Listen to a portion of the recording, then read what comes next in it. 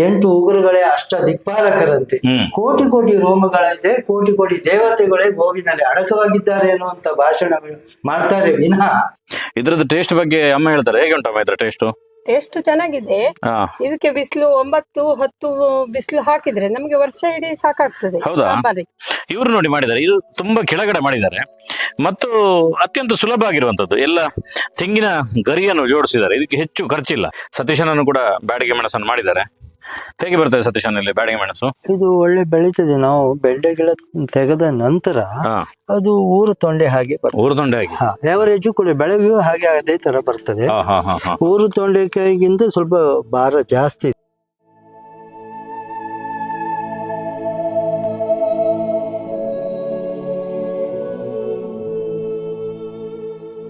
ಸಂಪೂರ್ಣ ಸಹಜ ಕೃಷಿ ಯೂಟ್ಯೂಬ್ ಚಾನಲ್ನ ಎಲ್ಲ ವೀಕ್ಷಕರಿಗೆ ನಮಸ್ಕಾರ. ನಾನು ಶಿವಪ್ರಸಾದ್ ಮಲೆಬೆಟ್ಟು.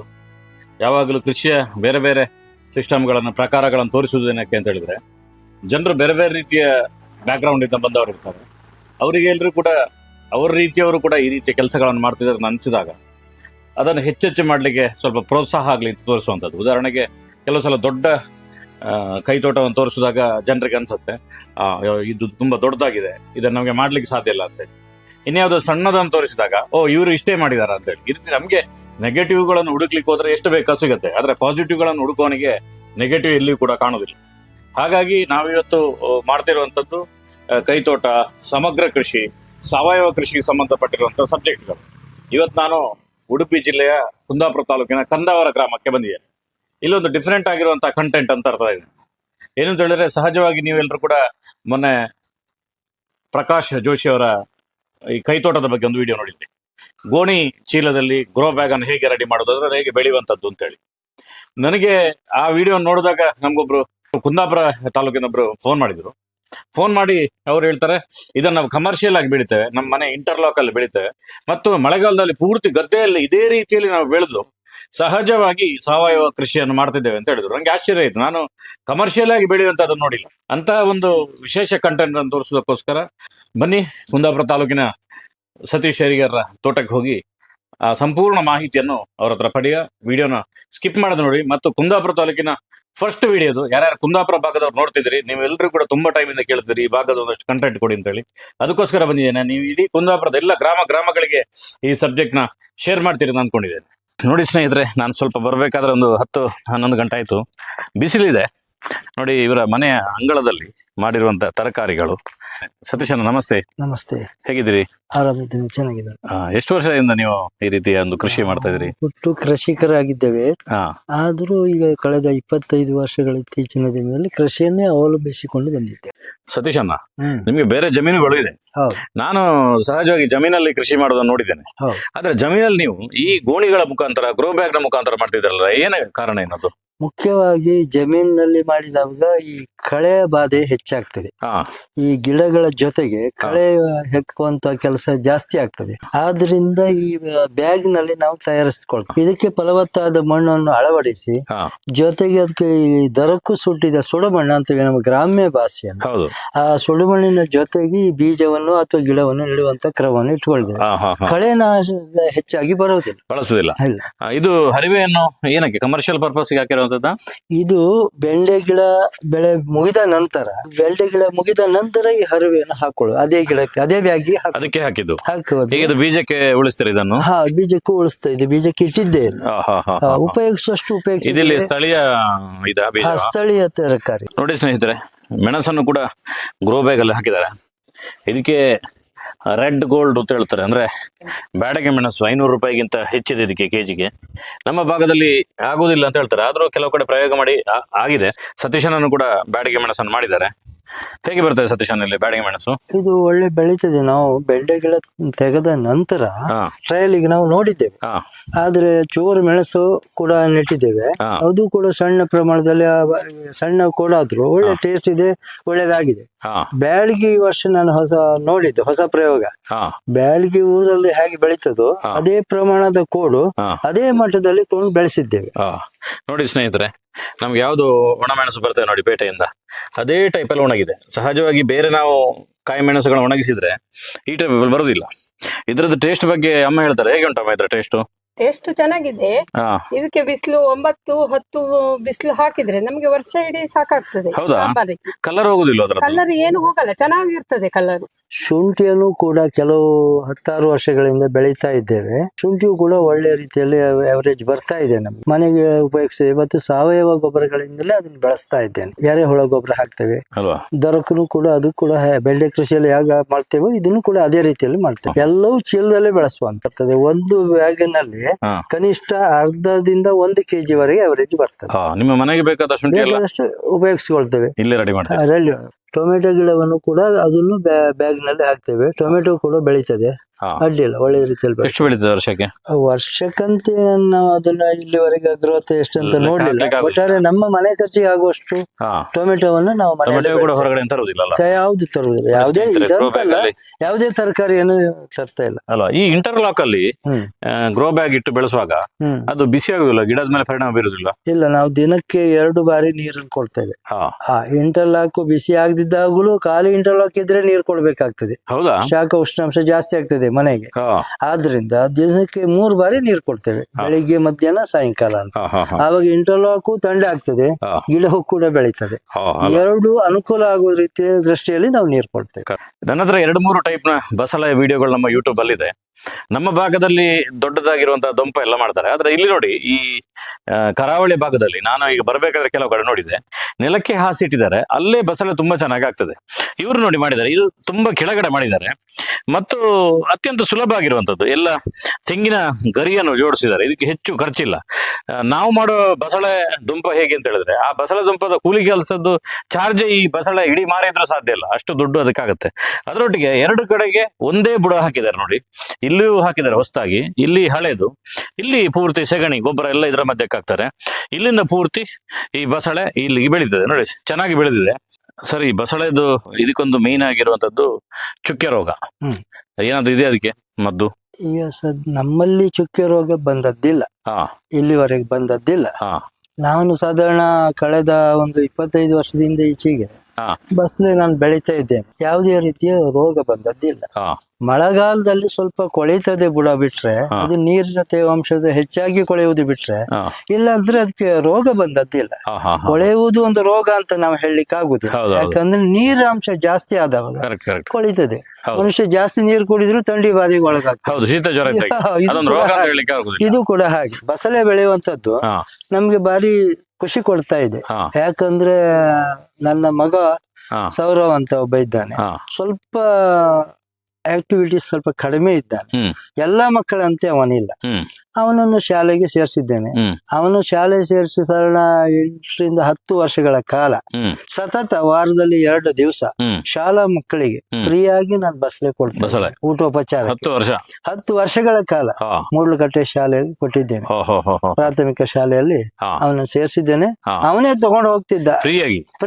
ಅಂದ್ರೆ ಎಷ್ಟು ಲಕ್ಷದಾಗಬಹುದು ನಿಮ್ಗೆ 10 ವರ್ಷ ಕೊಡುವುದು? 10 ವರ್ಷ ಅದನ್ನು ದುಡ್ಡಿನ ವ್ಯಯವನ್ನು ನಾವು ಲೆಕ್ಕವೇ ಹಾಕುವುದಿಲ್ಲ. ಏನಿದ್ರು ಕೂಡ ನಮ್ಮ ಮನೆಯಲ್ಲಿ ಬೆಳೆಯುವಂತದ್ದು ನಾವು ಕೊಡ್ತೇವೆ, ಒಂದು ಆಶೆ ಆಕಾಂಕ್ಷೆಯ ಮೇರೆಗೆ, ಮಗನ ಒಂದು ಮನಸಂತೋಷಕ್ಕಾಗಿ ಶಾಲಾ ಮಕ್ಕಳಿಗೆ ಕೊಡ್ತೇವೆ. ಅವನೇ ತಗೊಂಡು ಹೋಗ್ತಿದ್ದ ವ್ಯಾನ್ ಅಲ್ಲಿ ಶಾಲೆಗೆ. ತರಕಾರಿ ಕೊಡಿದ್ರು ಮನಸ್ಸಿ ಬೇಜಾರು ಮಾಡ್ಕೊಳ್ತೇವೆ.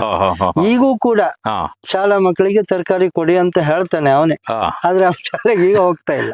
ಅದ್ರ ಬಗ್ಗೆ ತುಂಬಾ ಖುಷಿ ಇದೆ, ತುಂಬಾ ಖುಷಿ ಇದೆ. ನೋಡಿ ಸ್ನೇಹಿತರೆ, ಒಂದು ಈ ಪ್ರಾಮಾಣಿಕ ವ್ಯಕ್ತಿಗಳು, ಒಳ್ಳೊಳ್ಳೆ ಕೃಷಿಕರು ಹೇಗೆ ಟಚ್ ಆಗ್ತಾರೆ ಅಂತ ಹೇಳಿದ್ರೆ, ನಾನು ಮೊನ್ನೆ ಒಂದು ವಿಡಿಯೋ ನೋಡಿ ನೀವು ಫೋನ್ ಮಾಡಿದಲ್ಲ ನಂಗೆ ಫೋನ್ ತುಂಬಾ ಜನ ಮಾಡ್ತಾರೆ, ದಿನಕ್ಕೊಂದು 100 ಜನ ಮಾಡ್ತಾರೆ. ಆದ್ರೆ ಕೆಲವು ನಮ್ಗೆ ಹಾರ್ಟಿಗೆ ಟಚ್ ಆಗ್ತಾರೆ. ಅಂದ್ರೆ ಅವರು ಮಾಡುವಂತ ಕೆಲಸಗಳು, ಅವರು ಮಾತಾಡುವಂತ ರೀತಿಯಲ್ಲಿ ನಮ್ಗೆ ಗೊತ್ತಾಗತ್ತೆ ಇವ್ರು ನಿಜವಾಗ್ಲೂ ಸಾವಯವ ಕೃಷಿಕರು ಅಂತೇಳಿ. ಹಾಗಾಗಿ ನಾನು 170 ಕಿಲೋಮೀಟರ್ ದೂರದಿಂದ ಇಲ್ಲಿಗೆ ಬಂದು ನಿಮ್ದು ಸಂಗತಿಗಳನ್ನು ಜನರಿಗೆ ತೋರಿಸೋ ಒಂದು ಟ್ರೈ ಮಾಡ್ತೇನೆ. ಬನ್ನಿ, ಇನ್ನೊಂದಷ್ಟು ಒಳ್ಳೊಳ್ಳೆ ಸಂಗತಿಗಳಿದೆ, ಬನ್ನಿ ತೋರಿಸ್ತೇನೆ. ಬಸಳೆಯ ಮಾಹಿತಿಯನ್ನು ನೋಡಿದ್ರಿ. ರೈತರ ಮನೆ ಅಂತ ಹೇಳಿದ್ರೆ ಅದು ಹಟ್ಟಿ ಕೂಡ ಇರ್ತದೆ. ಇವರ ಮನೆ ಒಳಗಡೆನೆ ಹಟ್ಟಿ ಇದೆ ನೋಡಿ, ಇಲ್ಲಿ ಅಡಿಗೆ ಮನೆ, ಅಮ್ಮ ಇದಾರಲ್ಲ. ಅಮ್ಮ ಹೇಗಿದ್ದೀರಿ? ಚೆನ್ನಾಗಿತ್ತು, ಆರಾಮಿತ್ತಲ್ಲ? ನೋಡಿ ಇಲ್ಲಿ ಹಟ್ಟಿದೆ. ಇದು ಕ್ರಾಸ್ ದನಗಳ? ಹೌದು, ಇದು ನಾಟಿ ಕ್ರಾಸ್. ಎಷ್ಟು ವರ್ಷದಿಂದ ಸಾಕ್ತಾ ಇದ್ದೀರಿ? 35 ವರ್ಷದಿಂದ ಹಾಲು ವ್ಯಾಪಾರ, ಹೈನುಗಾರಿಕೆಯಲ್ಲಿ ಇದ್ದವರು. ಮೂಲತಃ ಮೊದಲು ಪ್ಯೂರ್ ನಾಟಿ ಇದ್ದಿತ್ತು, ಈಗ ನಾಟಿ ಕ್ರಾಸ್ ಮಾಡಿದ್ದೇವೆ. ಈಗಿನ ಜನರೇಷನ್ಗೋಸ್ಕರ ಹಾಲಿನ ವ್ಯವಹಾರ ಇದ್ದಿದ್ರಿಂದ ಈಗ ನಾಟಿ ಕ್ರಾಸ್ ಅನ್ನು ನಾವು ಸಾಕ್ತಾ ಇದ್ದೇವೆ. ಈ ನಾಟಿ ಕ್ರಾಸಿಗೆ ಹೆಚ್ಚಾಗಿ ಏನಂದ್ರೆ ಈ ರೋಗ ರುಜಿನ ಸ್ವಲ್ಪ ಕಡಿಮೆ ಇರ್ತದೆ.